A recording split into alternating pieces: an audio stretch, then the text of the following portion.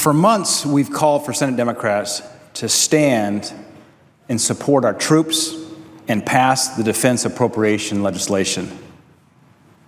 In fact, this is the first time since 2009 that all 12 appropriation bills were reported out of committee, and most with strong bipartisan support.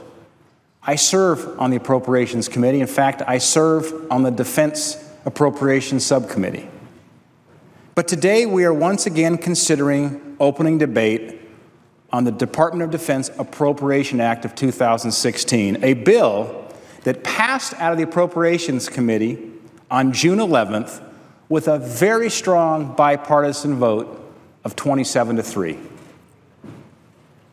And as we approach Veterans Day next week, today could mark the third time that Democrats have blocked this critical legislation to fund our troops.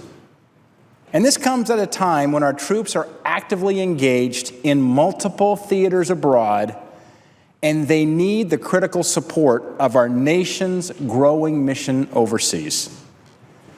But rather than passing this vital funding bill, my Democratic colleagues would rather play politics and perpetuate the obstruction that plagues their party. The minority leader's constituents in Nevada deserve more. They deserve better. Montanans deserve more. The American people deserve more. So here we are debating for the third time simply to proceed on defense appropriations legislation and open it up for debate. Let's be clear.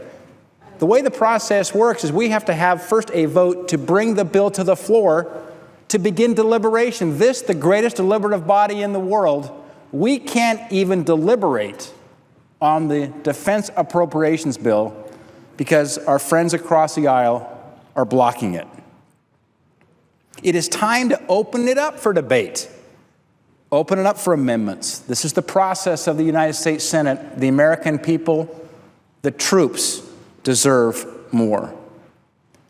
But it appears that the Democrat leader and his Democratic colleagues would rather huddle in back rooms somewhere and concoct yet another deal behind closed doors versus in full daylight and transparency on the Senate floor, because they'd rather negotiate in private than engage in an open and honest debate in front of the American people. Unfortunately, today, the Senate Democrats will put partisan politics ahead of funding the troops. The senior senator from New York, the likely next Senate Democratic leader, has already foretold that Democrats would rather throw together another massive spending package than allow for open consideration of each part of the nation's budget.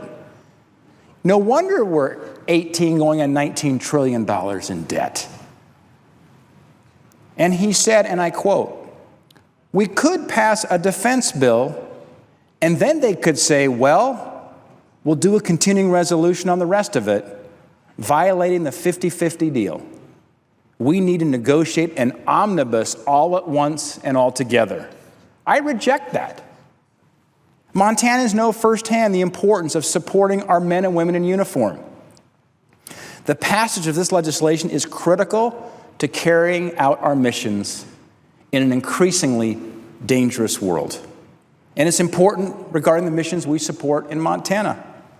This defense appropriations bill protects the Montana Air National Guard C-130 mission by moving forward with the Avionics Modernization Program, the AMP program, in increments 1 and 2, which are improvements from the original costly AMP program. This will ensure the C-130s at the Montana Air National Guard will be certified to continue flying by 2020 and provide a pathway for a full-scale avionics upgrade that addresses outdated components. It also funds key engine modifications for those C-130s. But the Senate Democrats would prefer to once again obstruct regular order, much in the same fashion they did during the past few years, which became the hallmark, it became the trademark of a failed Democrat-led Senate majority. So as the Senate heads home for the weekend, I challenge my Democrat colleagues to look their veterans, to look their active duty troops, to look the military families in the eye and ask yourselves, did I serve these selfless men and women or the Washington establishment? I think we know which one they will choose.